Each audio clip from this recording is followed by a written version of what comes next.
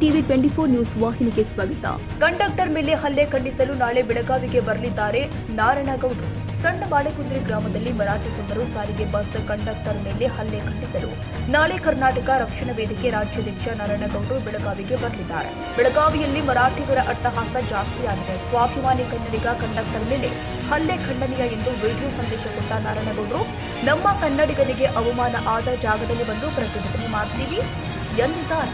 ಬೆಳಗಾವಿಯ ಕನ್ನಡಿಗನಿಗೆ ಆದ ಅನ್ಯಾಯ, ಅವನ ಮೇಲೆ ನಡೆದಂತ ಗುಂಡಾಗಿರಿಯನ್ನ ಖಂಡಿಸಿ ಪ್ರತಿಭಟನೆ ಮಾಡಲಿಕ್ಕೋಸ್ಕರ, ಆ ಪುಂಡರಿಗೆ ಆ ನೆಲದಲ್ಲೇ ಎಚ್ಚರಿಕೆಯನ್ನ ಕೊಡ್ಲಿಕ್ಕೋಸ್ಕರ ಮಂಗಳವಾರ ಬೆಳಗ್ಗೆ ನಾನು ಬೆಳಗಾವಿಗೆ ಬರ್ತಾ ಇದ್ದೇನೆ. ಕನ್ನಡದ ಕೆಚ್ಚೆದೆಯ ಕಲಿಗಳೇ, ಹುಲಿಗಳೇ, ಬನ್ನಿ ಬೆಳಗಾವಿ, ನಮ್ಮ ನಡೆ ಬೆಳಗಾವಿಯ ಕಡೆ.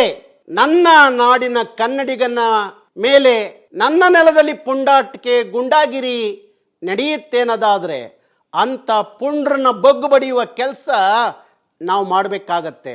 ಅದಕ್ಕೋಸ್ಕರ ಅಂಥ ಗೂಂಡಾಗಳನ್ನ ಮಟ್ಟ ಹಾಕ್ತಲೇ ಬಂದಿದ್ದೀವಿ, ನಾಳೆನೂ ಮಟ್ಟ ಹಾಕ್ತೀವಿ, ಬಿಡೋದಿಲ್ಲ. ಅದಕ್ಕಾಗಿ ನಾನು ಬೆಳಗಾವಿಗೆ ಮಂಗಳವಾರ ಹೊರಟಿದ್ದೀನಿ. ಮಂಗಳವಾರ ಬೆಳಗ್ಗೆ ಬೆಳಗಾವಿಯ ಕಡೆ ನನ್ನ ನಡೆಗೆ ಎಲ್ಲ ಕನ್ನಡದ ಕೆಚ್ಚೆದೆಯ ಹುಲಿಗಳು. ಕನ್ನಡಿಗರ ಮೆಚ್ಚಿನ ನಿಮ್ಮ ಟಿವಿ 24 ಕನ್ನಡ ನ್ಯೂಸ್ ವಾಹಿನಿ ಇದೀಗ ಟಿವಿಯಲ್ಲಿ ಲಭ್ಯ.